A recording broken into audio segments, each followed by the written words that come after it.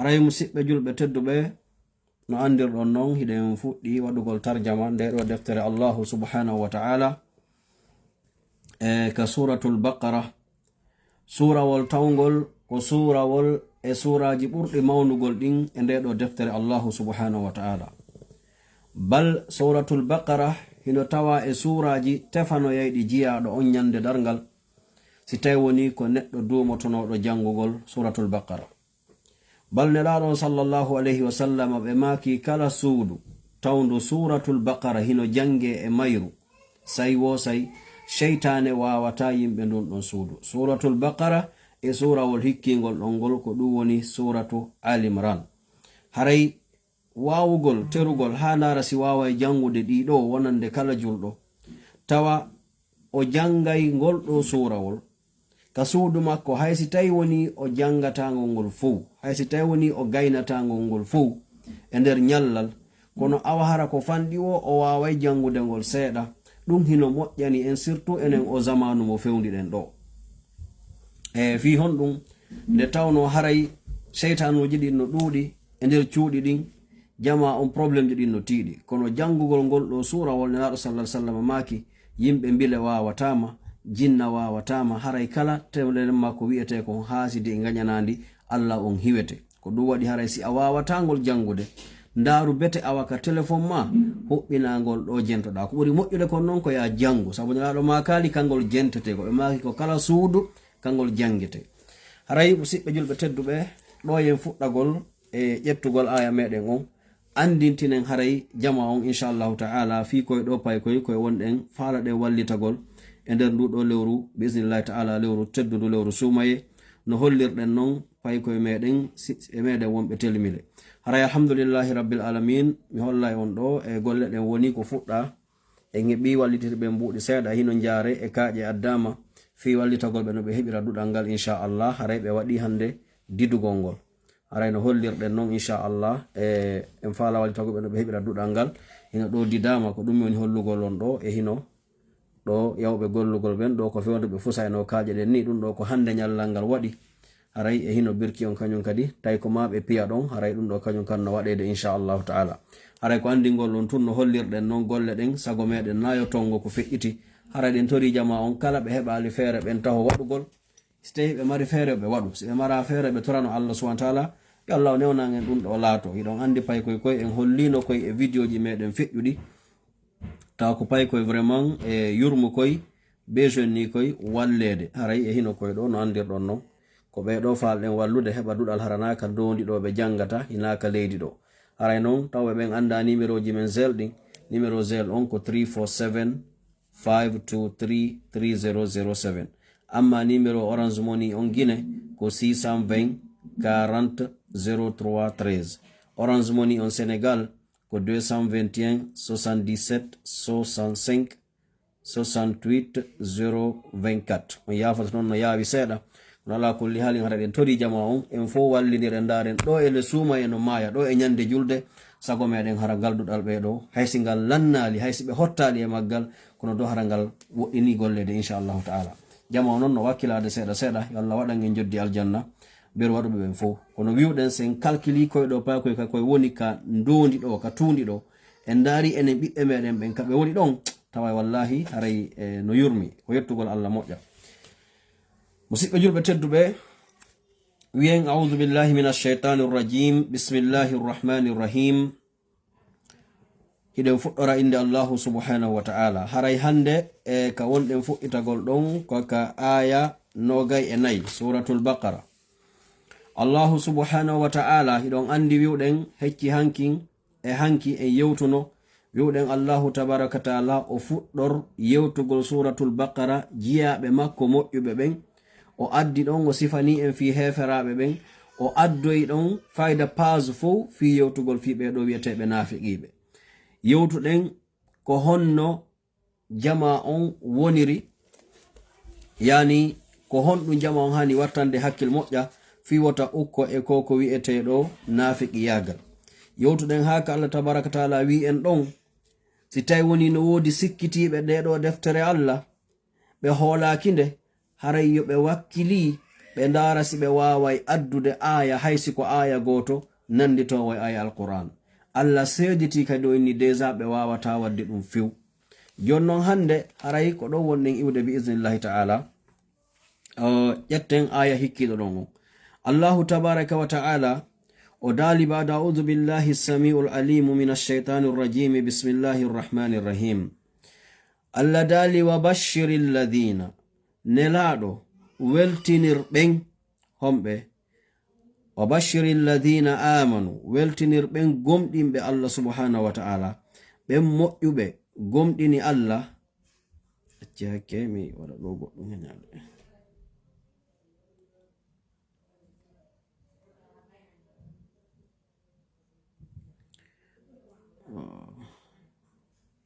aywa nam Allah subhanahu wa ta'ala o dali weltinir ɓen gomɗinɓe Allah ha gasi ɓe jaɓi ko Allah wiɓe kon. wa amilu salihati ɓe golli non joni golleji moƴƴuɗi yamiraɗi ɗin. ɓe golli golleji moƴƴuɗi yamiraɗin. ɗo sen wattani hakkil moƴƴa en tawai Allahu subhanahu wa ta'ala o innali tum ɓe golli golleji moƴƴi ko non o wi en o wi ko golluɓe moƴƴuɗi yamiraɗi ɗin. idan ɗo sa gollanai Allah fiyo Allah jaɓane wona innugol tun a golli ko moƴƴi ko ɗum ɗo naadi ko wi'ete kon ɗum ɗo ko bid'a ɗum ɗo ko sunna ko fi sabu wona ko falɗa kon ko tañiɗa kon no moƴƴi fu gollata koko tanɗiniɗa kon ma ɗum ko yiwɗa kon wonde ma Allahu o yamiri nelaɗon sallallahu sallam ɓe yamiri walla ɓe golli ma ɗum sahabaɓe khulafa'ur rashidina en ɓe golli e muɗum ko ɗen ɗon golle. sabu ɗo si a wi a horay ɗo nyande wo nyande ha maya a taƴata fiw nyande wo nyande ko golle moƴƴa non kono haray na sunna on nyentinɗa horugol ma nyande wo nyande. si a wi'i a juula e nyande wo nyande a taƴata fes ko juulugol tu watta e gurdam maɗan ko golle moƴƴa non kono ɗum ɗon haray a lundike nelaɗo sallallahu alaihi wasallam a lundike sariya Allah on. sabu Allah no jonnuma tan jiɗi juulata o wi kadi koya ɗaɓɓu arsike on hara wonali dongal yimɓeɓe. donc ɗo wa bashiril ladina amanu nelaɗo weltinir ɓen gomɗinɓe Allahu on wa amilu salihati ɓe golli golleji moƴƴuɗi yamiraɗi ɗin honɗum anna lahum andinaɓe no wodani ɓe jannatin aljannaji tajri tawi hino ila min tahtiha sengoley ɗin aljannaji al anharu canɗi. si on dari ka aduna ɗo milliardaire ɓen fou nde ɓe darna galleji maɓɓe ɗin chatoji darna ɗin fou haray ko ka sera ndiyam ɓe yahata. so on dari parcelle ji ɓurɗi sattugol ɗin ka aduna ɗo e leydi fou non ko parcelle ji wonɗi ɗin ka hiɓɓo ndiyam côté de la mer. bal patron ɓen fou ɓe darnay ha gasa haysi koye ɓe jasu nder ton ɓe ɗaɓɓa ka ɓe atta barage ndiyam kono hara ndiyam hino ila ley ton hara gazonji no awa ma ɗum fruitji no awa fleur ji no awa leɗɗe no awa kala galle ka yiwɗon tawa ko joma kals ko andirtamo mari kals ko yawton dawon mo waɗi gazonji mo waɗi fleur ji ma ɗum ndiyam no ila ka galle makko ton o yi ko ɗo nyentina ko sinnoɗen piiji ɗin fof ko ƴetta kon karna ɗo ko ga Allah wi tajiri hino ila sengoley ɗin aljannaji maɓɓe al anharu canɗi fotuɗi labaɗi deeƴuɗi tawana canɗi yolayɗi goɗɗo wona canɗi murtayɗi liɓa suudu wona canɗi taƴayɗi reedu wona canɗi bonnayɗi goɗɗo ɓara ko canɗi tawata koko wallintama fondo. Allah daali hon ɗum o wi kullama ruziqu tuma kala ɓe yimɓe aljanna ɗo ɓe arsika ka aljanna ton si ɓe naati aljanna tuma kala ɓe addana ton nyamete kullama ruziqu minha min thamaratin immorde e dimɗe leɗɗe ko ɗum woni fruwiji tuma kala ɓe addana ton fruwiji rizqan ka arsike galuɓe inna hadha alladhi ko ɗum ɗo tigi nde hunde ɗo tigi ruziquna woni ko arsika maɗen min qablu ko ati ɗo non karama ko ɓen hiɓe serti ɗo façon ɗiɗi woɓɓe wi min qablu on kaka aduna ɗo o si ɓe arsikama si aljanna natama Allahu tabaraka ta'ala o gayni nyawde yimɓe ɓen o fuɗɗike servugol si fuɗɗama servede yimɓe ɓen ka aljanna kala fruwi mo faalaɗa kala hunde nde faalaɗa ko ɗum ɗon ko ɗo ya faale hara ari walla waɗo en e yimɓe aljanna. Allahu subhanahu wa ta'ala ɓe wiɗo non karma koɓɓe si yimɓe ɓen addanama nyamete ka aljanna ton ɓe inna ko siga ɗum ɗo tigi Allah arsikuno en honto ka aduna, ko siga ɗum ɗo tigi Allah addanno en hanki. Woɓɓe inna ka aduna ga ɓe heɓuno, si ɓe yi banana, ɓe yi lemune, ɓe yi mango, ɓe yi pom, ɓe yi kala fruwiji ɗi anduɗen ɗi, ɓe inna ko ɗum ɗo tigi Allah arsikuno men ka aduna. Woɓɓe wi la, wona ɗum ɗon woni firongon. Ko woni firongon ko tuma kala ɓe ɓannana goɗɗum hara no nandita e ko ɓe addanano kon nanen ka aljanna ton. Yani wona nyameteji ɗin ka aduna ɗo woni ko nandintinte e nyameteji ɗin ka aljanna. Bal ɓe wi'i ko woni si on ɓannanama ɗo ittirɗum kooƴe, si soƴƴari aroyi handen kadi annay ko siga ɗum ɗo kadi men ɓannanano bimbi, kono hara haysi no nandi ka mbaadi kono no serti none, no serti welugol ngol. On faami? Karmo koɓe go inni ala kulli halin ɗo ko nanduɗi ko wonno kon ka aduna ɗo, sa yi banana ɗa andi deja ɗum ɗo ko bananaru ni, sa yi lemune ɗa andi ɗum ɗo deja ko lemune ni, kono ko nanduɗi sifa sertuɗi none kono woni ɗum ka mbaadi heno nandi, kono si a maɗɗike ma a udditi a tawa no serti few, sabu alaka aljanna ko eɓɓinirte e pihu goto won kon ka aduna ɗo. Alaka aduna ɗo ko marɗe wiyen ɗum ɗo non nandita e woni kon ka aljanna. Ko woni kon ka aduna ɗo fop ko photocopie musidɓe julɓe. Kala ko yiwɗen ka aduna ɗo, immorde e kange e jaman e cuuɗi labaɗi e nyameteji welɗi, kala ko yiwɗen ɗo ko photocopie. Neɗɗo ko laba o ko laba ka aduna ɗo ko photocopie so nato e aljanna. Yimɓe natoɓe aljanna ɓen andite kon to wona ya werede musidɓe julɓe aka pale Allahu subhanahu wa ta'ala. Allahu non nelaɗon sallallahu alaihi wasallam e maki inna Allaha jamilun, Allah ko labaɗo, hatta o labe musidɓe julɓe ko kanko tagi ngari. Nare annabi Yusuf alayhi salam nde Allah okkunomo ngari, annabi Yusuf nde Allah okkunomo ngari, aduna on fu wembino fi makko, ɓe wuridunoɓen fu. Sonnaɓe ɓen taƴi juuɗe maɓɓe ɗen, ɓe andali ɓe taƴi juuɗe maɓɓe ɗen sabu ngari ko ɓe yi'i kon e annabi Yusuf, ngari makko kin ko feƴƴitiɓe kon. Joni noon Allahu tabaraka wa ta'ala kaka makko wona ya hoɗede, kanko woni jon ngariki. Idan ko woni ka aljanna kon fu hay hunde muɗum nandaka aduna ɗo. Allahu tabaraka wa ta'ala o wiɓe wi'a hadha alladhi ko nde hunde ɗo tigi ruziquna woni ko arsikanoɗen nanen maɗum ka aduna ko ƴettuɗen e muɗum wo min qablu wa utu bihi, hiɓe ɓannane ka aljanna ton mutashabihan, nanduɗi sifa, nanduɗi mbaadi kono sertuɗi none. Idan sak fara ɓe addane piiji nanduɗi kono tawa ko ari kon joni no weli ɓuri ko arno kon nane. Ko heɓuɗa ko aljanna on ko ɓuri welirde ko tawgol kala ko heɓuɗa hande wiuɗa ɗum ɗo no weli, en joñiɗa ɗum ɗon jango ma ɗum kiikeɗe heɓa ɓuri ɗum ɗon kadi. Ko nyande wo nyande a heɓata ko heɓuɗa kon hande tawa ko siga ɗum kadi heɓata jango. Chaque fois ko yo renouvelo enjoyment ton ka aljanna. Yalla waɗo yimɓe aljanna musidɓe julɓe. Nam Allah dali walahum no wodani ɓe fiha ka aljanna ton kamɓe worɓe gomɗinɓe Allah ɓen, jentoɗen ɗo dey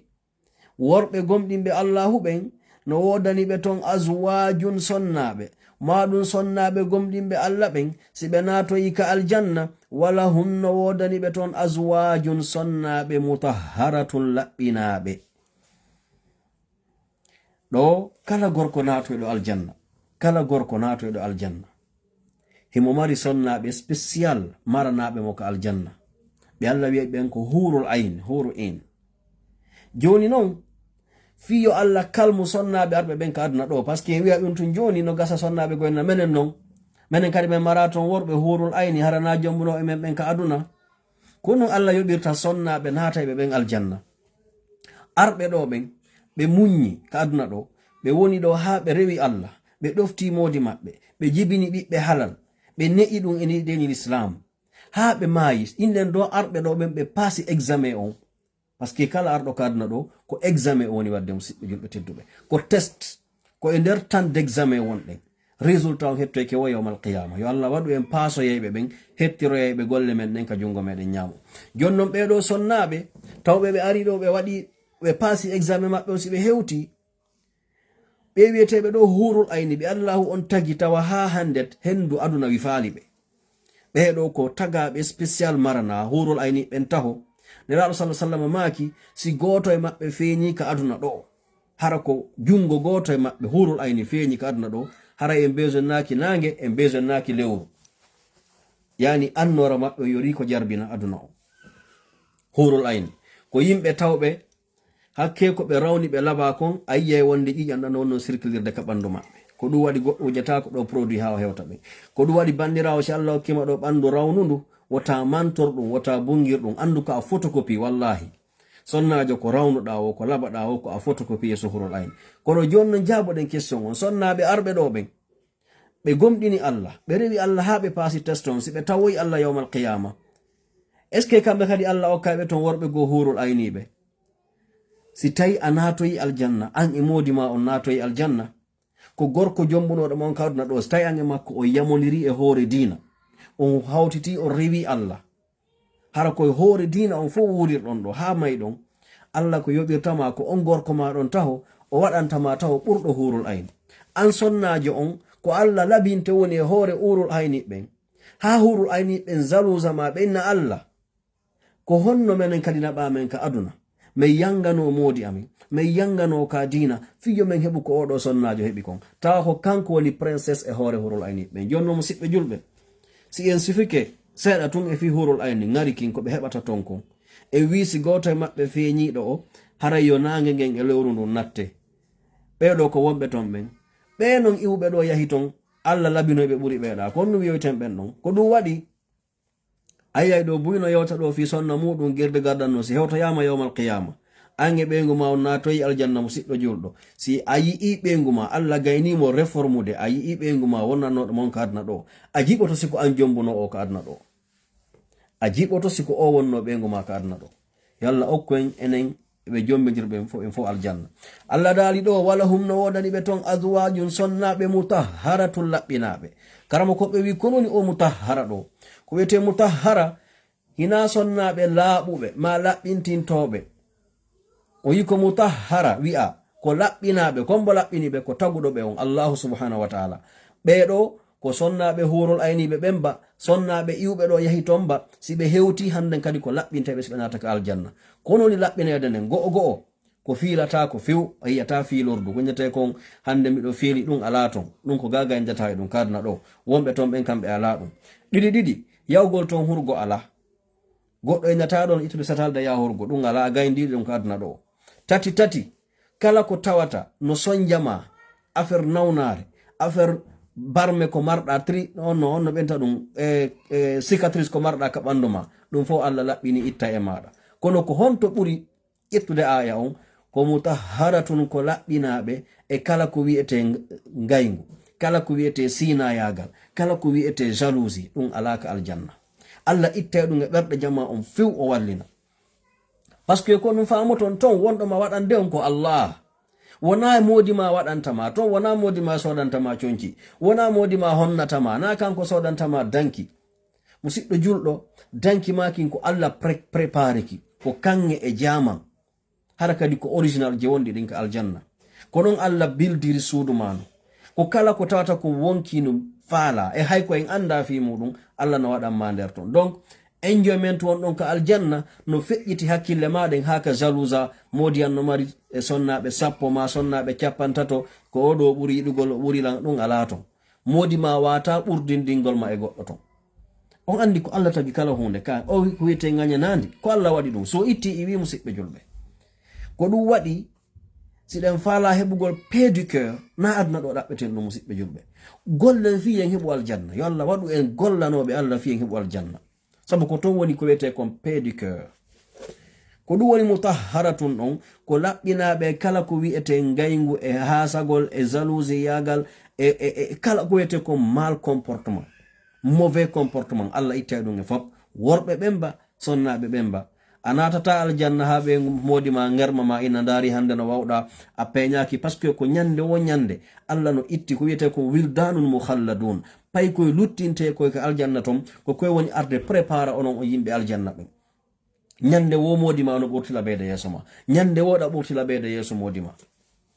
donc en torki Allah Allah okko en aljanna Allahu subhanahu wa ta'ala o daali wahum no kamɓe fiha ka aljanna ton khaliduna ko be luttintebe. Karmo ko be wi yimbe aljanna be heɓali ko ɓuri ɓe weltinde, ɓe heɓali ko ɓuri ɓe welde ha oɗo aya khaliduna ko ɓe luttinteɓe ton. Sabu hay aduna ɗo mo landike en nema hoy ɓeru marɓe jawle aduna ɗo ɓe halale ɓe nawnay,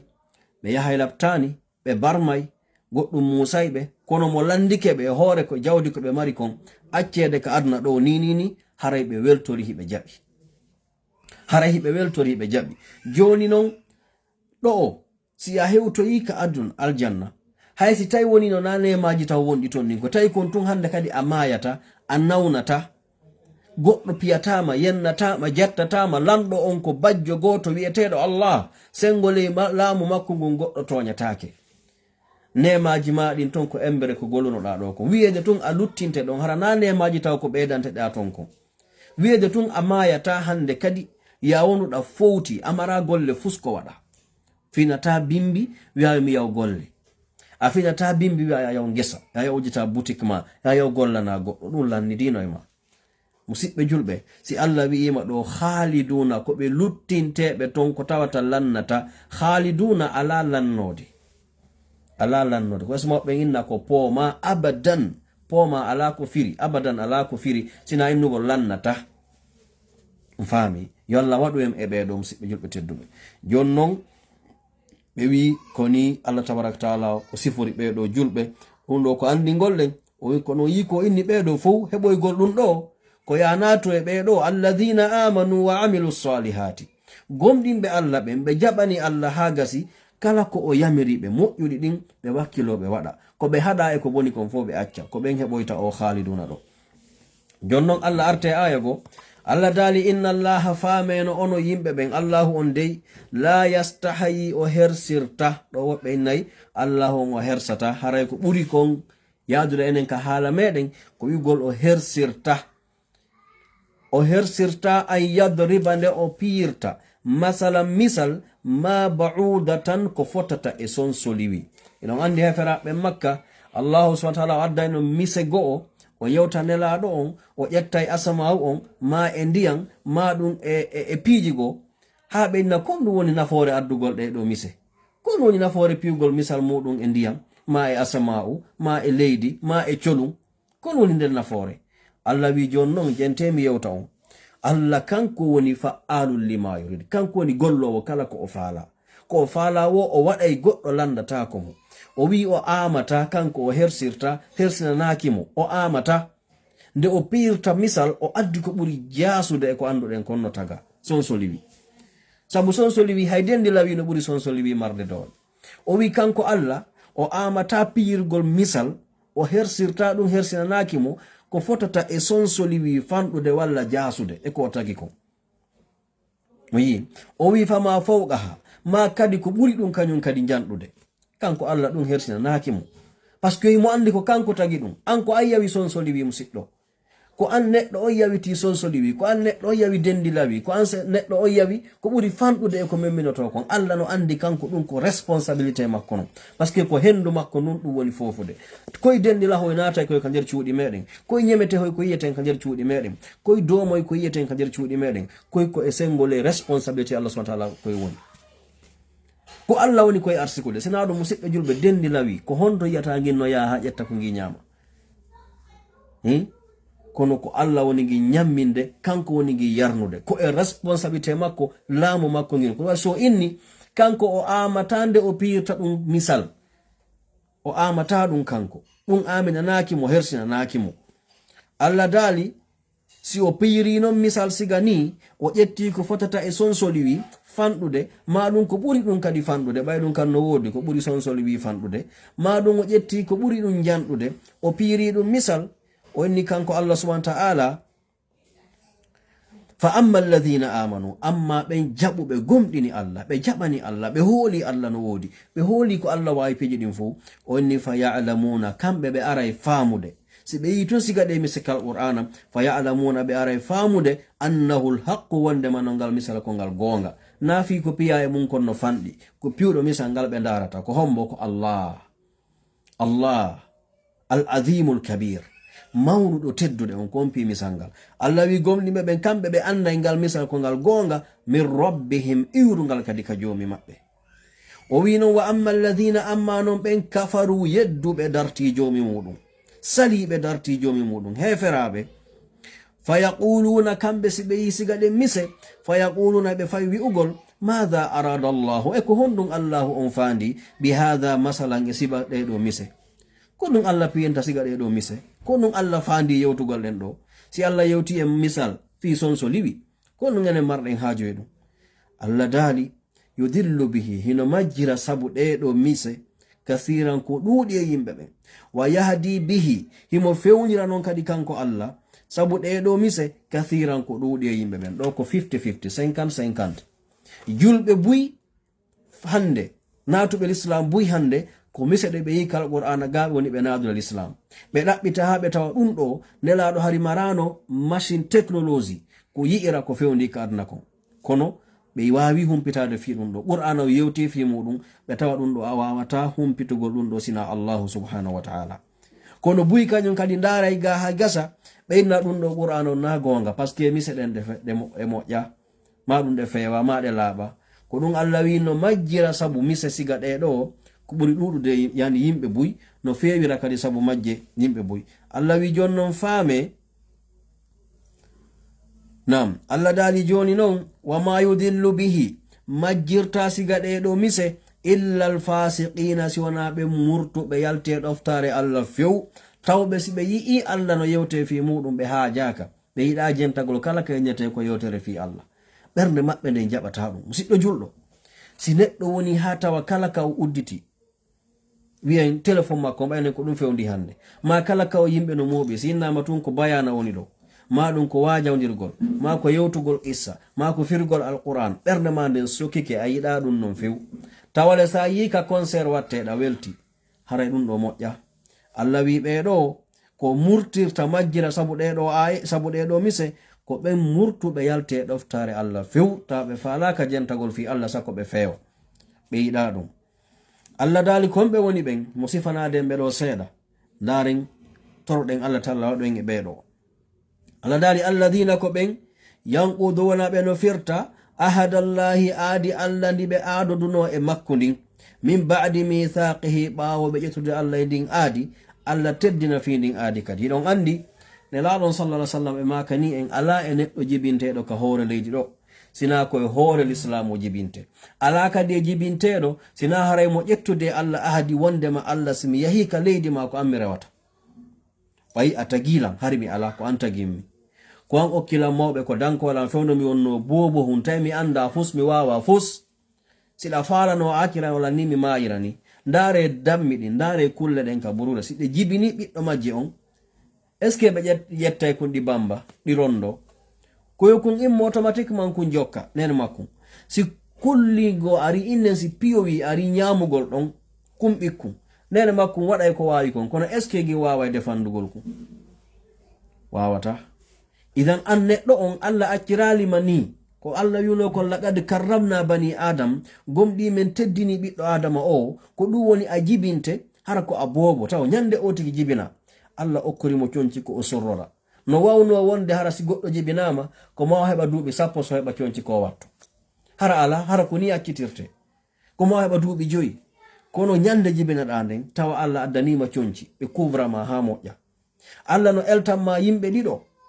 biroma e baben ma si ɓe wuuri ma ɗum si ɓen ɗon ala woɓɓe go Allah elta e woɓɓe go ko danko ma kono a wonata boobo woni ko julɗo woni ko kefeero Allah accira mo ni ɗum ɗo koye golle Allah woni musidɓe julɓe tawa a heɓay ko danko ma ha janɗa joni noon si a kalkilani Allah wurtugol ɓeɗo dankiɓe ma a helali a huɓali ma haysi ɗum waɗima kono wona e fandunde gasa wonnoɓe ma dankagol ɓe ha janɗa tawa dow hakkille ma no timmi hakkille ma bonali tere maɗen no timmi musidɗo julɗo Allah inna jon non komi faala salligo juulanala janto inde Allah accu ɗiɗo bonɗi waɗu ɗiɗo daroɗa non joni nde tawno a wawani hoore ma joni wiya a waɗanta Allah tawale ha joni Allah no kippu mago yimo jokkuma ɓay wallahi si a walike a ɗanike musidɗo julɗo tedduɗo awawana hore ma hunde si dendi lawi ma sonsoli wi ari natugol ka hore ma ka nowru ma ka kinal ma wobbe dano to uddita hondo ko harano hirude Allah no wawi ittugol piiji ko ara nata nyemete no wawi adanata ka hondo ko madon no wawi nata ka kine mara dani kono Allah no itti special malaikabe haysa waliki a julali haysi woni hitande a julali haysi woni hondum wadanali Allah fuyi Allah no itti malaikabe ko ara kippa ma fanna mada dani hibe hiwma fi wata kullu ngo arnata ka kinema ko dum wadi awalto sunnu fo ko nyamete awalto sunnu fo ko sensi awalto tawa sonso li yakka ma fop kono tawata gongi nati ka nder kinema bay don onno andi Allah no andi don mo singi nati to ngi deranjay ton Allah jabatangi hewta to Allah ketangi nata ko noppima dari golle Allah mo wiudo mano ya rewam sibbe juldo teddu wi a o innama ya rewmo tawa wakilaki dum do o yi Allah subhanahu wa ta'ala ko du wadi kala juldo on kala ngal yejjitorda a hersay Allah wallahi kala ngal yejjitorda a hersay Allah subhanahu wa ta'ala bay tungo tagima o andinima bakkeno wodi wobbe be anda Allah kono an andudo Allah on kono miji torda wo hersirta subhanahu wa ta'ala sabu ko wamma wadande kon dudu kula so inni haysen ebbi kontugol nemaji Allah din en tenata en wawata kontugol sabu wowlugol mangol tun ko nema ndu hennu wonde fofude wallahi hara ko bil arayno hara ko facture arayno fiyen fofu arayno buy emen hebatano ay duubi joyi buy emen timmintano hitande bay buy jibinte taw mabbe ngala hay ko nyame si be no wi anoma yobbe facture hendu ko fofoton ko har Allah ƴettino ndu hendu o jonni be portobe be wawi control gol ndu hendu ndu wonde fofude do hara ko si be addanima ko sakma on be addantama madum bidorru hendu be addante ya fofu dun don sindo lanni yaha kadi charge on andi ala no wano wadde dum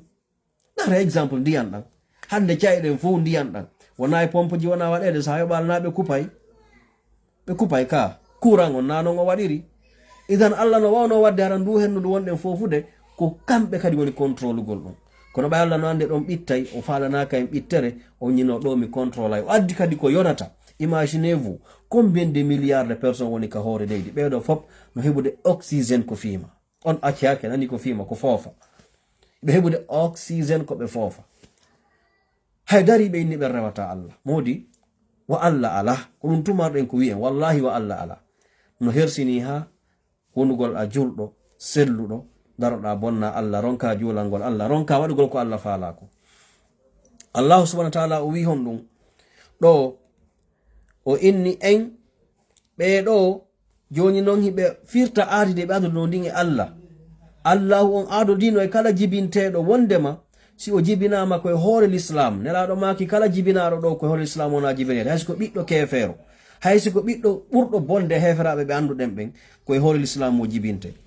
nelaado maki ko mawbe makko ben sanzatamo wada mo kefero wada mo chrétien jo ma dum al yahudajo ma dum be accamo hore dina makko kan kono haray ko ardo arde e décret mo signiraado hakkunde makko e Allah wonde masimari ko antum rewata yo Allah tabintingen e ka do dina bay ko kanko arsiken mawbe julbe ko ne iren ka do dina l'islam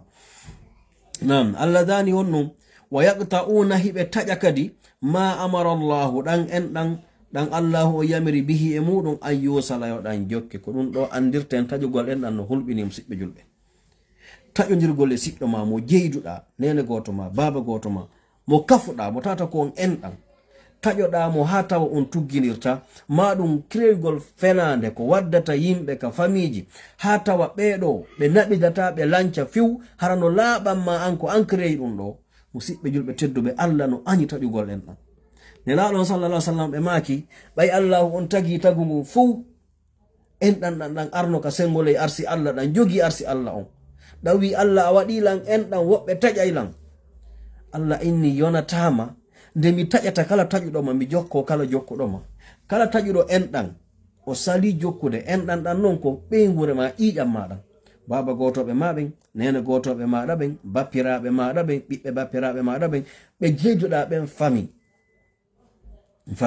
si hawre wadi ko yengiru ha mo intinen enen non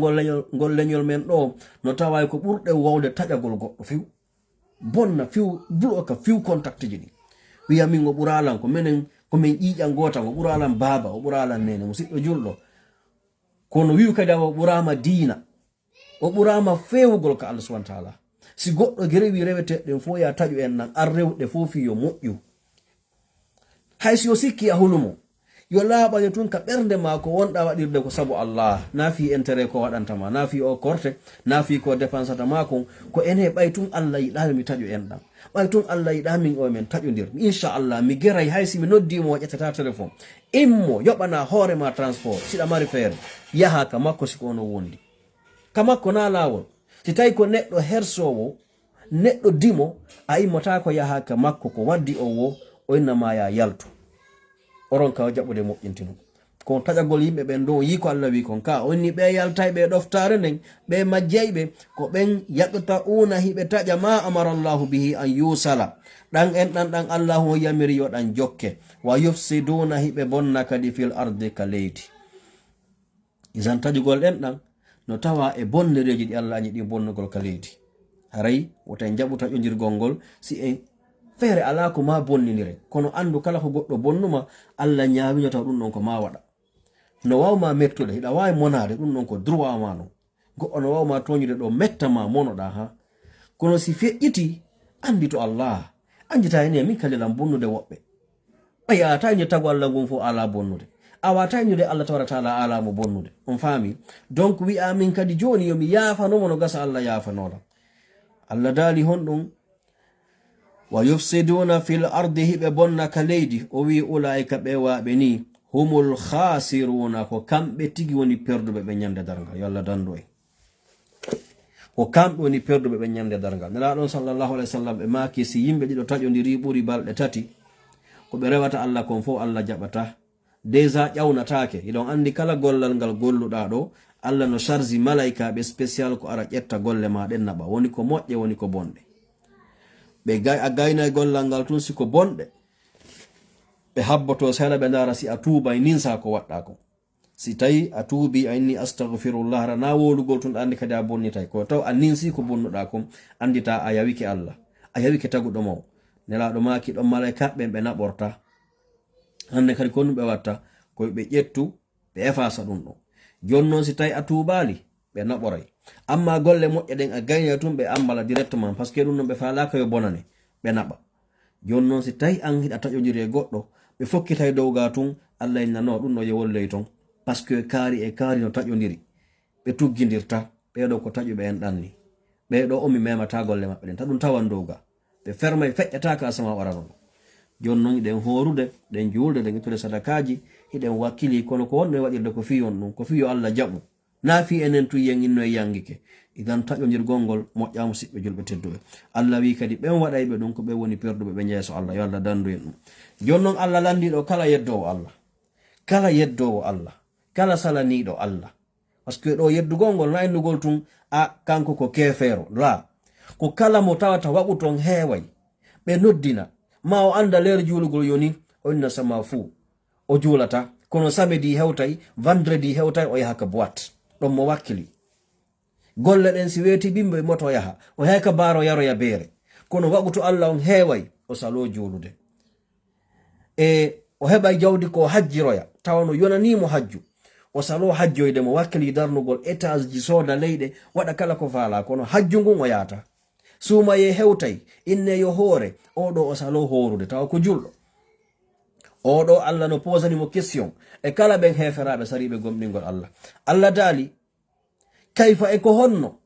onon ɗo kayfa e ko honno takfuruna billahi e ko honno suusirɗo yeddugol Allah ko honno yeddirton Allah ko honno salorantoɗa Allah juulugol horugol ittugol zakka siɗa mari ko honno salorta farillaji Allah ɗin ko honno Allah haɗirtama hunde bone yaha waɗande ha gasa Allah daali kayfa takfuruna ko honno suusirɗo yeddugol billahi Allah wa kuntum on laatinoke hari amwatan ko on maynoɓe ado a jibinede hari ko a mayɗo a anda fus ado a jibinede hari ko a mayɗo Allah tabaraka taala o wi fa ahyakum o wurni on o addi on ka aduna ɗo o ɓayi o tigi jibinama o tawi joni ko wuruɗo o foofay o fuɗɗo wullugol o ne'oɗon ha on janɗa ko ɗum woni fa ahyakum summa yumitukum no laaɓani olle kadi pellet on ma o waroyay on kadi alaka mo yiyeten ka hoore leydi ɗo ko woni bandijo wo mo andi o mayay fewdo ɗo min nalde tan firawnayi kono enen o zamanu men ɗo hande ala mo fottata o innama min o mi mayata. Mo andi ko sa'a o habbi, ko lero habbi, o jaɓi rewgol Allah, o sali rewgol Allah. Allah daldi non summa yumitukum, hoti o waro yayi on kadi. Si on mayi kadi summa yuhyikum, o immintino yayi on kadi. Ɗo non buy jaɓaɗo, buyɗo wi si mayama après la mort c'est fini. O Allah tabaraka ta'ala o wi jonnon si on mayi, si o wurniti on, yani summa yuhyikum, o wurnitoya on kadi non nyande darngal. Si darama o imminay fop mo kala yiya hoore mon anda ko kañum ni. Si tawino ko ɗon o hattuno wiyeteno si men wuuri immitike tun men dogay, woɓɓe sikkano yimoto ɗon tun doga ma fuɗɗito kadi golle aduna. Dara konto kadi yata darnira suudu fuɗɗito kañum kadi golle ne a dammi aéroport hombo yata ɗaɓɓugol visa ma ɗum waɗugol flight andi ɓay o inni tun summa yuhyikum, kono jentito en Allah o inni summa ilayhi turja'un, hoti kaka makko woni ko ruttoto ɗon. Idan si on immintinama pour la dernière fois gurdan ɗan ka nyande ka kaburu moɗon, ɓay mo kala kaka wattina ɗon immitoyto. Na dayen sikkuɗo sa wattinama Amerique ko bowal sami immitotoɗa, ala ka kaburu ma ka wattinaɗa ɗon pansan dargal ngal si immitama ko ɗon immotoɗa daroɗa. Si a immike ndara nano e ñaamu yeso e ɓawo tawa ala suudu, ala leggal, ala hayre, ala fello, fop no woni tout plat, fop no woni plat. A daroto haynoɗa ha ka hatti darira kala ka daruɗa. Allah lancino fop dan andi o innino en pelle ɗen ittete, asamaoji ɗin iza shamsu kuwirat wa iza sama'un shaqqat wa iza aljibalu suyirat, ɗum ɗo fop waɗoyey, hara ɗum ɗo fop ittama. Joni noon sa maƴi ɗon aymike wiuɗen si Allah wi'ano en ɗo haka makko ruttete, woɓɓe sikkayno si aymike ɗon kadi ko ya fuɗɗito joni golle a zéro. La, a gayndinoy ɗum. Allah inni summa ilayhi turja'un, on say hoti non direction on kaka makko, alandata ko kadi ko hontogoy. Hare Allah no andinma automatiquement kon to fokkitira ko ma yaha tawa yamo ton an e makko non handen kadi ñaawo. O wi jonnon ko honno enen yeddirten Allah, ko Allah woni taguɗo en, hari ɗen mayno, o wurni en, o waroyay en kadi, o immintina en kadi, kaka makko kadi hoteten. Subhanallah. On say o inni subhanahu wa ta'ala, o inni huwa alladhi, ko Allahu on woni on, khalaqa lakum, taganɗo on, ma fil ardi, dendanangal ko woni ka leydi, jami'an fop. O ittitali hay e hunde, kala ko yiwɗen ka hoore leydi ko Allahu on tagani en. Woɓɓe na joni otoje ɗen e motoji ɗin fop ko Allahu on tagi, musidɓe julɓe. Ko kanko moƴƴini hakkil miyawuki miijitagol, o tagu ɗum taho ka rêveji maɓɓe. Ɓe moƴƴinɓe oto moƴƴini vélo, kaka hakkille maɓɓe nder ga o tagi ko ni vélo moƴƴinirte. Après noon ɓe ari ɓe réalise ko Allah waɗani ɓe kon ka rêve maɓɓe, ka hakkille maɓɓe. Moƴƴinɓe avion c'est la même chose. Ko kanko kadi inni wassama'i dhatil buruj, o wondiri asama'u jogiiɗo laawi ɗin. Ko ɓay o wi asama'u no mari laawi, si portojo on andi jaka goɗɗum no wawi dogude dow ton ɓay no mari laawi. Ɓe ɗaɓɓiti noon joni ko honno goɗɗum dogirta ton on saɓe moƴƴini avion wanga. Si o waɗano dow ton laawol, goɗɗum watano feƴƴude ɗon. Fami. Donc Allah subhanahu wa ta'ala o wi ko kanko ni ko waɗani en kala ka woni ka hoore leydi ɗo jami'an. O wi miji to ɗen anditen ɗum ɗo, honno enen yeddirten Allah kanko waɗani en ɗum ɗo fop. Onni thumma stawa, ɓay o tagi ko woni kon ka leydi, o we'iti leydi ndin, o tagi ndiyam ɗan, o tagi pelle ɗen, o tagi kulle ɗen ko wonta ga kon, o tagi kaaje ɗen, o waɗi fop ha wandi ɗo moƴƴi. O wi thumma stawa, on say non o faanditi non joni, o eɓɓiti non joni honɗum ila sama'i, faade e tagugol fonta asama'oji ɗin kadi. On faami, ila sama'i, faade e fontugol asama'oji ɗin. O waɗi ɗi honɗum fa sawwahunna, o fondidiri ɗi, o fontiɗi, o waɗi ɗi sab'a samawatin, asama'uji jeeɗiɗi. Wa huwa, no kanko Allah, bi kulli shay'in, e dow kala hunde, alimun, ko o anduɗo. Dow kala hunde kanko Allah subhanahu wa ta'ala ko anduɗo. Allah dali wa idh qala rabbuka, janti tumande jomi ma wi anno, lil malaikati, malaikaɓe ɓen, inni no min ja'ilun, komi tagowo waɗa, fil arde ka leydi, khalifatan, lontodirayɓe. Allah nde o falno tagugol annabi Adam, ɗon andi ɓe wi ko wonno ko aduna ɗo ko jinnaji ɗin atino addede hoɗine ka aduna ɗo. Ɗi waɗi gagere ha ɗi waridiri ha on say Allahu on pottuɗi ɗe programme o. malaika ɓe sikki joni ko kamɓe wona addede parce que kamɓe ɓe ala no problem. Allah wino la ya'suna Allah ma amarahum. malaika ɓen ɓe yeddali Allah haynde wotere ɓe yeddata Allah.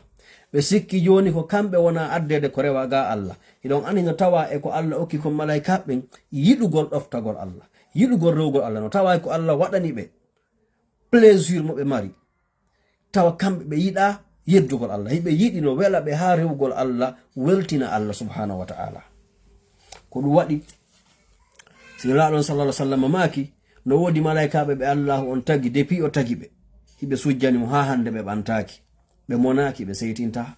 balɗum no wela ɓe. no wodi woɓɓe hiɓe waɗi ruku ka ɓe ogginino ka hore koppi maɓɓe depuis ɓe taga ko ɗum ɓe wonta ha dargal daro, ko nyande dargal dari walla ina immeno fami. idan mo kala no mari façon ibada ko waɗande Allah. jonnon Allah daali ɗo ɓay jinnaji ɗin kanji ɗi woni ga ha tawi ɗi wawali fottude. Allah on pottini ɗi joni, o fandi non addugol joni ɓiɓɓe adama ɓe. o wi o adday ɓiɓɓe adama ɓe, o yewti non malaika ɓen, o inni ko onon yo malaikaɓe, miɗo faala tagugol waɗa ka leydi yimɓe, kono tawa na luttayɓe ton, ko yahayɓe wona seeɗa maya, woɓɓe kadi ara. ko ɗum woni khalifa, ko lontodiraɓe. na bo ɓe taguɓe tawa si ɓe yahi ɓe mayata ko ton ɓe wonta, la ɓe yahay ɓe wona seeɗa ɓe maya, ɓe arta ka aduna ga. qalu malaikaɓe landi ɓe inni e Allah, ene a taƴi alu e a tagay waɗa kadi fiha ka leydi ton kadi man yufsidu fiha, ɓen ɓe no bonna ka leydi ton kadi. wona no jinnaji ɗi wonno gerdugol non, meɗen tanɗini sa tagi ɓe yimɓe a naɓiɓe ka leydi ton kadi ɓe waɗoyay ɗum kamɓe kadi, ɓe bonnay, ɓe lancay leydi ndin, ɓe waridiray, ɓe liɓay ko golla ton kon, ɓe ittay pelle ɗen, ɓe lancay kaaƴe ɗen, ɓe bonnay ndiyan ɗam, ɓe soppay leɗɗe ɗen, ɓe sunnay, ɓe waridiray. ayi Allah daali man yufsidu fiha, malaikaɓe landi ɗon Allah, ɓen ɓe no bonna ton. wa yasfiku dima, hiɓe rufidira ƴiƴe maɓɓe ɗan. wa nahnu hinole menen malaikaɓen no sabbihu, meɗen subun hinanoma bihamdika, woddude e yettugol ma. wa nuqaddisu laka, menen meɗen laɓɓinanma dewal ngal, men sirkantama, men waridirta, men konnodirta, men añidira menen malaika, menen men ala añugol goɗɗo, min yiɗa goɗɗum kasina rewgol ma Allah. haɗi naɓamen menen, ko ɗum woni ko suuɗi nder ga ko. haɗi acca menen min yaha kaleji ton Allah, min rewirama no faliraɗano. subhanallah. o yika Allah daali on ɗum, Allah daali ko ono ye malaikaɓe, minani ko holluɗon kon, miɗo andi kadi ko yiɗugol waɗangol lan, kono faame ko min woni patron mon, ko min woni maître mon. Allah daali inni no min a'lamu, miɗo andi ma la ta'lamuna, kon anda. konko wolɗon ɗon fof ko gonga, kono noon miɗo andi kadi piiji e ɓeɓe mi faala tagude ɗo ko tawata onon on anda. onon ɓiɓɓe adam, onon malaika on anda e maɓɓe kamɓe ɓeɗo ɓiɓɓe adam, miɗo andi kon anda. ko ɗum wasinaɗo sallallahu alaihi wasallam maki, an a julɗo si a rewi Allah, a waɗani Allah geste labaɗo, Allah mantorte hakkude ma e malaikaɓe. o moɓa e malaikaɓe ona ndaare jiyaɗo on kaari, ndaare ono wulla fi an, ndaare ono itta sadaka hara ko sabu an tun o ittiri, ndaare ono waala juulugol, ndaare ono janga alqur'ana hito futugo taw ko min oni jangande. ndaare jiyaɗo an kaari. ko onon no wi'unolan ɓe si yahi ka leydi ɓe gollata, ko onon wi'unolan ɓe si ɓe yahi ka leydi ko waridirgol tun, awa ndaare oɗo. idan an Allah mantorto ƴettama exemple, an julɗo yo Allah waɗo e maɓɓe. Allah daali inni no min a'lamu, miɗo andi ma la ta'lamuna, onon malaika kon anda. on say ko nun Allah waɗi, ɓay o tagi annabi adama ha o gayni, o wi'i malaika ɓen taw sujjan annabi adama, ɓe gayni sujjude. Allah joni no faala invitugol taho malaika ɓen yo ɓe ar ɓe yiya créature makko on, ɓay sey ko nouvelle créature. hari Allah tagali siga ɓiɗɗo adama on taw, donc in autre maniére o tagiri en. joni noon Allah inviti malaika ɓen, on ni aremi holla on adama, kono ɗo ɓe arde taho Allah prépari adama alayhi salam. Allah no faala jabagol malaika ɓen ko ɓe innuno kon, wondema ɓe adama ɓe tagata ɗo, fayda ko ɓe ande o tawo ko waɗugol gereji. Allahu on Allah daali wa allama adama al asma'a kullaha, Allah andini baba adama inɗe piiji ɗin ɗi fop maji. malaika ɓen hari ko ɓe andunowo ko Allah, ɓe yiyata leggal ɓe anda ɗum ɗo ko leggal innete, ɗum ɗo ko hayre, ɗum ɗo ko suudu, ɗum ɗo ko boddi, ɗum ɗo ko jawre, ɓe anda fuu. hay inɗe maɓɓe ɗen woɓɓe maɓɓe hari anda, woɓɓe maɓɓe. Allah daali jon non wa allama adama, Allah andini baba adama al asma'a inde piiji ɗin kullaha ɗi dendangal. Joni non ɓayi Allah inviti malaikaɓe ɓarɓe ya adam, ɓayti ɓe ari Allah non holli ɓe joni en video conference. Allah holli ɓe joni hon ɗum inde piiji ɗin, yani piiji ɗi o tagi ɗin fo onni yewtelan ɗum ɗo. Allah daali summa a'rada ala almalaikati faqala anbi'uni bi asma'i haula'i in kuntum sadiqina. Allah holli malaika ɓen piiji ɗin onni yewtelan inde ɗiɗo piiji. So yi jawre, ma ɓe yi mbewa, ma ɓe yi nagge, ma ɓe yi leggal, ɓe yi mango, ɓe yi piya, ɓe yi cangol, ko hon ɗum ni, ko ɗum ɗo wiyete tay ɓe anda. Jonnon annabi adama ɓe hunjinoke ɗiɗo piiji fo paske ko annabajo. Allah ko juuɗe mum teddore ɗen tagiri annabi adama, donc nde wotere persi ɓe yewtama ɓe faami. On say Allah daali malaika ɓen tawa ɓe jaabi, ɓe qalu ɓe wi subhanaka, laaɓal wodanima yo Allah, senande wodanima yo Allah, la ilma lana, menen de gandal alana men fo illa ma allamtana, si wona ɓeru ko andinnoɗa men kon pet, ko beru ko jannunoɗa men kon no min wi'ete woɓɓe amen eno min rewirte non, ko ɗum ɗon petto men mari, ko inde honde min noddirtama an Allah, ko honno min rewirte, ko ɗum ɗon petto men andi. Ɗiɗo piiji fof men anda, fi on ɗum paske a jannali men anda. Jonnon Allah daali ɓay ɓenni la ilma lana illa ma allamtana innaka no an Allah antal alimu, ko a woni anduɗo piiji ɗin fo, alhakimu ñeñuɗo e golle muɗum ɗen. Allah non jon noddi adama, Allah inni ya adama ko ayyo adam, qala ya adam anbi'uhum bi asma'ihim. Joni non humpitiɓe inɗe ɗi piiji komi wolanno mako, daariɗo kula sikkaram koɓɓen inni ɓiɗɗo adama on no duwa weltade, ɓay ko enen janni hay malaikaɓe inɗe piiji ɗin, ko enen yewtiɓe, ko bemben adam janni malaikaɓe. Allah daali ko ayyo adama anbi'uhum, yewtoɓe non joni bi asma'ihim inɗe piiji ɗin. Falamma anba'ahum, tuma non nde bemmen adama humpituno malaikaɓe bi asma'ihim inɗe ɗiɗo piiji fof, Allah non daali qala Allah wiyanno malaika ɓen alam aqul lakum, emi yewtanoki on non onon malaika fuu, inni no min Allah a'lamu miɗo andi ghaiba samawati, kala ko wirni ka asma'uji, wal ardi e ka leydi, wa a'lamu miɗo andi ma toɓe dona konko suuɗuɗon, yani konko feññinton e golleji mon ɗin, wa ma kuntum e konko laati ɗon taktumuna hiɗon suuɗi ka ɓerɗe moɗon. Kala ko miijiɗa ka ɓernde ma Allah no andi, adu hay a wadde taw. Ko ɗum waɗi siniraɗon sallallahu alaihi wasallam maaki a julɗo si a miiji ke wadde bone, hara a miiji waɗugol mo hagasi, andituɗa Allah, accuɗa ka ɓernde ma, miijiɗa kadi no mi susta Allah wadde ɗum ɗo. Hara ko antuge ɓernde ma ne goni gerdugol action fus waɗali, a wawlali, kono fokkitaɗo yawgol wujjugol goɗɗo, ma fokkitaɗo yahangol ɓiɗɗo goɗɗo, ma fokkitaɗo waɗugol bone, andita he Allah no rentilan. Antuge ɓernde ma nde yewton ɗum. Allah subhanahu wa ta'ala o yoɓete baraji ɗuɗɗi sabu ko accuɗa ko waɗugol bone on.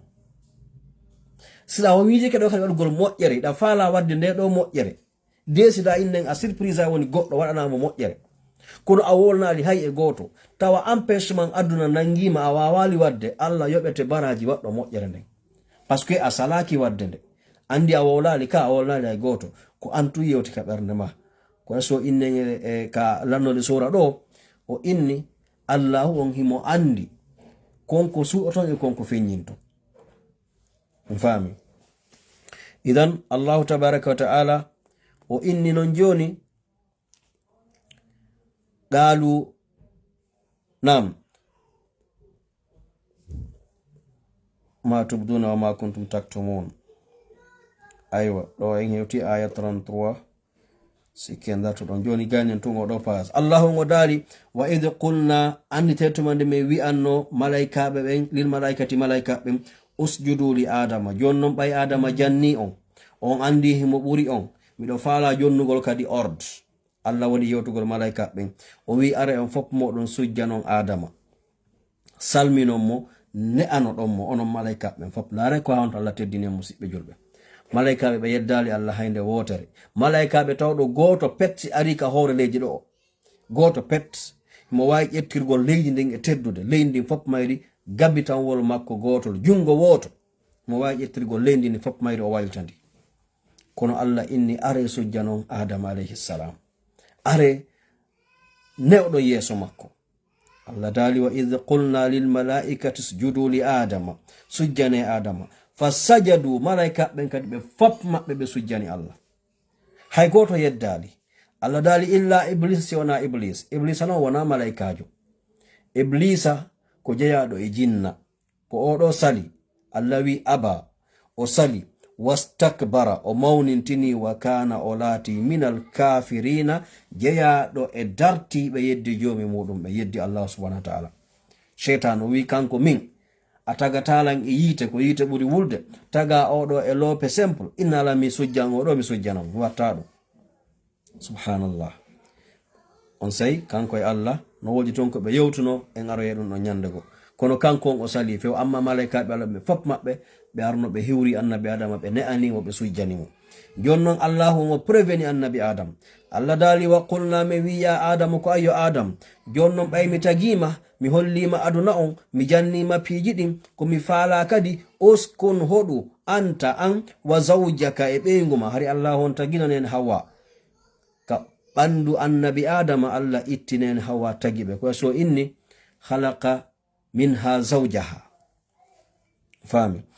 Allah dali joni non ko mi faala hoɗidu an e ɓeyguma aljannata ka aljanna ga wonon ga wa kula nyamum minha ga ragadan immorde e yaajendi aljanna on ko yaajuɗo nyamon kadi haythu shi'tuma nokku kala ko faala ɗon e kala ko faala ɗon. Yani ɓe interdisanaka ko honɗum ɓe nyamata ɓe interdinaka ko honto ɓe yahata si wona nokku ngotu pet. Allah inni ko woni tun wala taqraba wata on ɓatto dey hadhihi shajarata wonni ay ngal ɗo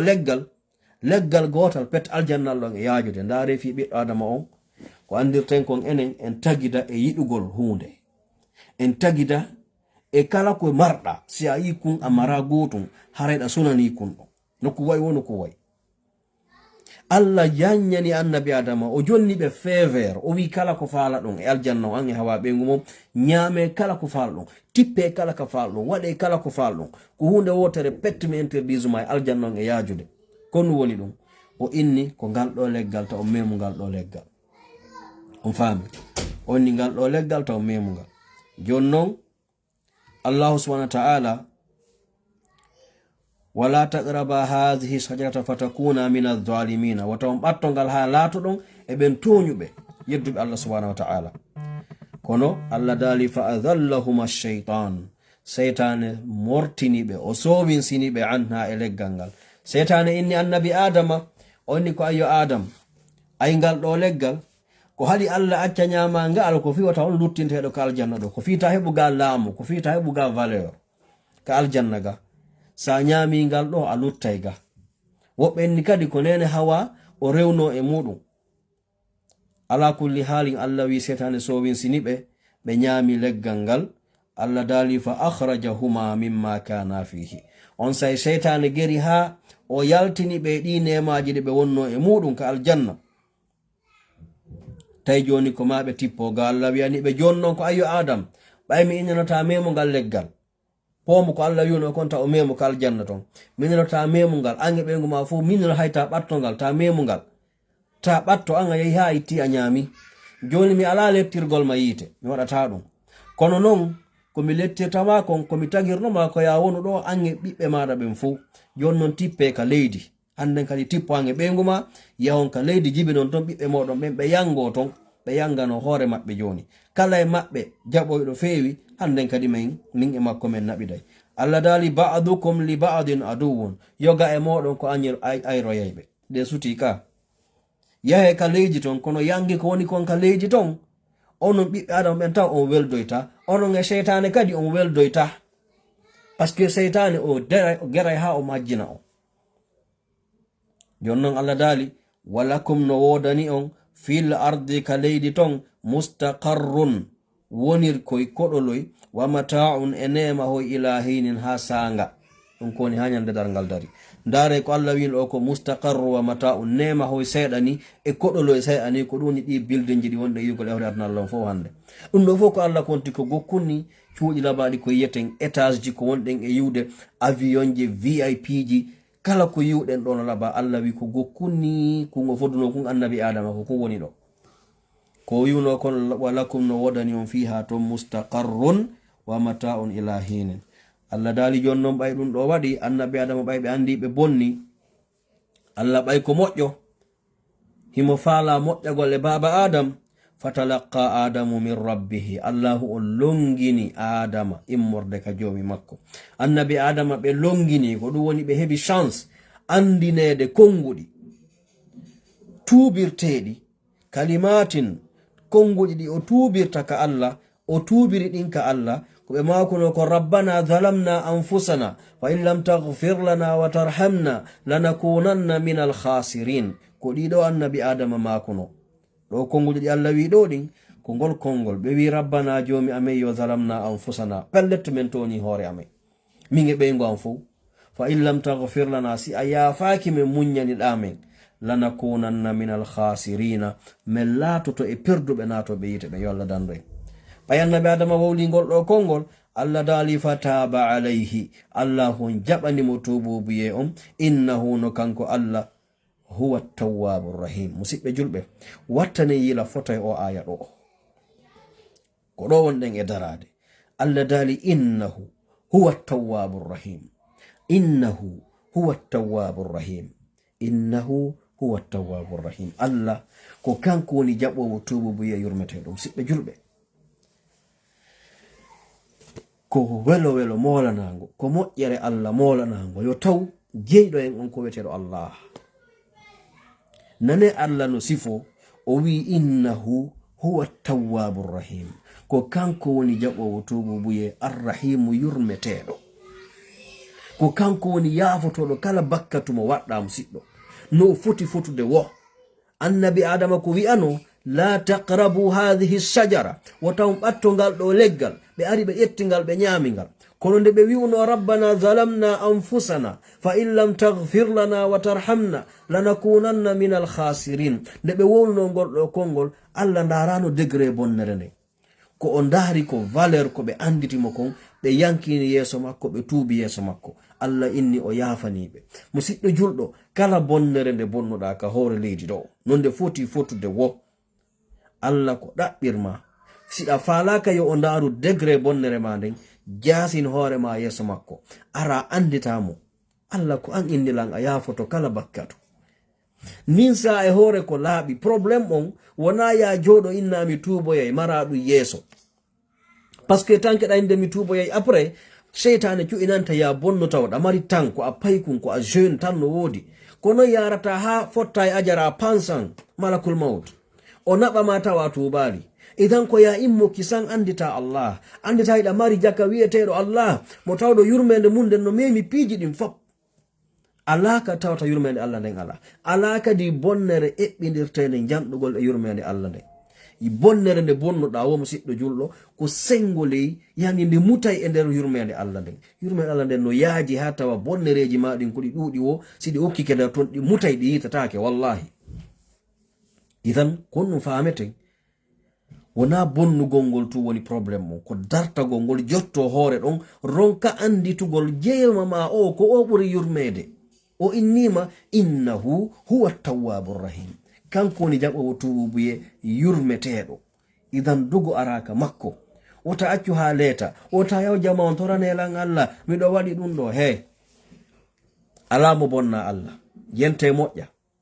siɗa faala sarti yo Allah jaɓane tububuye e wi'a e bonnere nde bonnuɗa Allah few laaɓa e mayre few wona innugol koma yaha makka par ce que si a inni koma yaha makka tawi a heɓali jawdi ko yara makka a tubata ko très facile no metti fino ko ya ar salliganoɗa Allah naata ka chambre ma antun ka wonɗa siɗa mari ɓiɓɓe ɗa mari ɓeygo ɗa mari moodi ɓe fop maɓɓe posaɓe to yinnaɓe okki tan wonana hoore ma antun e Allah si a heɓi feere waɗugol ɗum jemma ko ɗum ɓuri moƴƴude a 3h 4h 5h ado subaka ma o immoɗa fewtaka Allah si a juuli darɗe ɗiɗi janga o ɗo du'a astaghfirullah alazim alladhi la ilaha illa huwa alhayyul qayyum wa atubu ilayhi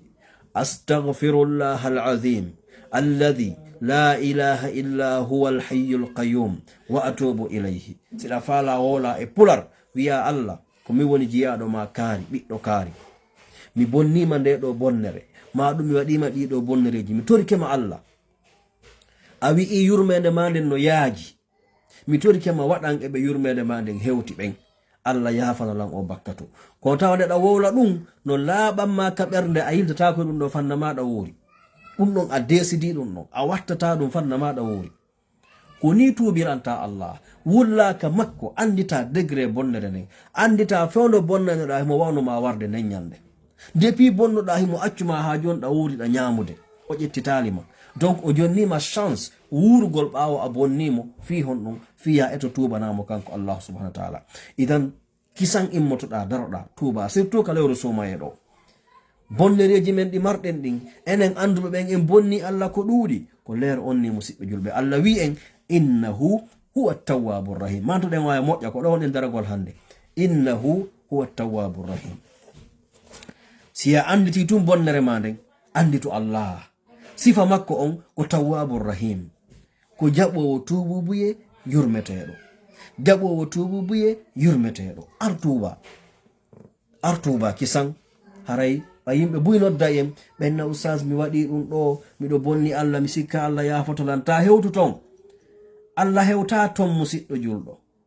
Si Allah yafotoma ittu ɗum ka hakkille ma, Allah yafotoma.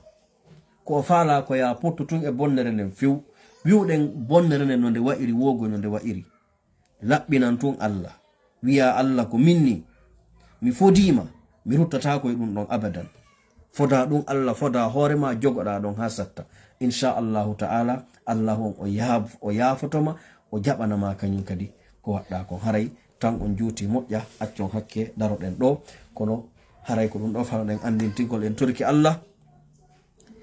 Yo Allah on taw kala ko yewtuɗen ɗo ko sabu makko kanko Allah yewtirɗen ɗo. Yen kupude onon ɓe wonɓe ɗo fof mi toriki on ay andintina on haray wallite en fi koy ɗo pay koye telimile e hino koye ɗo ɓayiɗon ɗo fewn ɗo yiyon koye taw ɓe wawi wadde awa ɓe wawali ɓen hino Orange Money ji ɗinno ton, Zelle ji ɗinno ton. So on daari vidéo ji men ɗin hanki on wawa yiwde. Numéro men Zelle on Amérique ɗo ko 347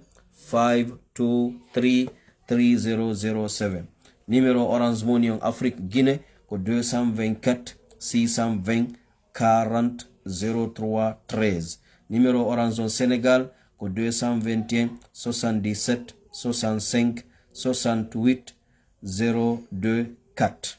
Haray son kupi vidéo on son nanali numéro ji ɗin on huɓɓintina e feƴƴinon ha ka wonɗe yewtugol numéro ji ɗin ɗon huɓɓintinon ɗon o waway nande. Mi torki Allah subhanahu wa ta'ala sabu teddugol ndu lewru sumaye.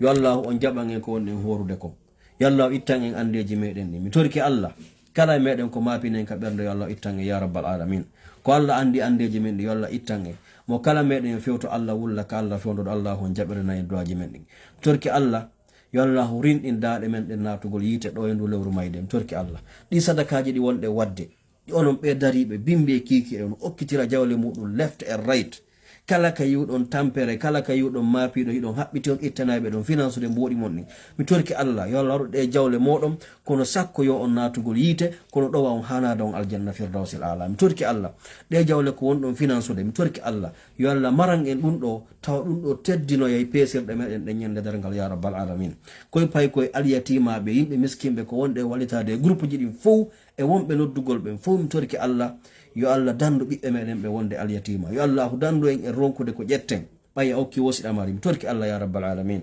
Torki Allah subhanahu wa ta'ala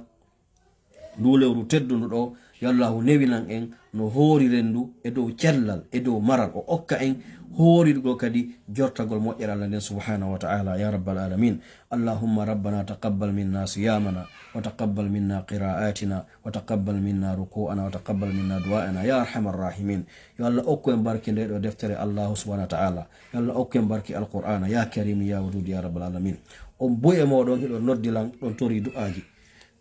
Torki Allah onon nodduɓe tori du'aji ba ɓe heɓali fere randagol fi du'aji ba kala e meɗen maporɗo goɗɗum yo Allah ittan en. Torki ya rabbal alamin. Onon nodduɓe fi ɓiɓɓe moɗon yo Allah ittan en ma pondeji ɗin e ɓiɓɓe ɓen yo Allah fewnu ɓiɓɓe meɗen ɓen ya karim ya arhamar rahimin.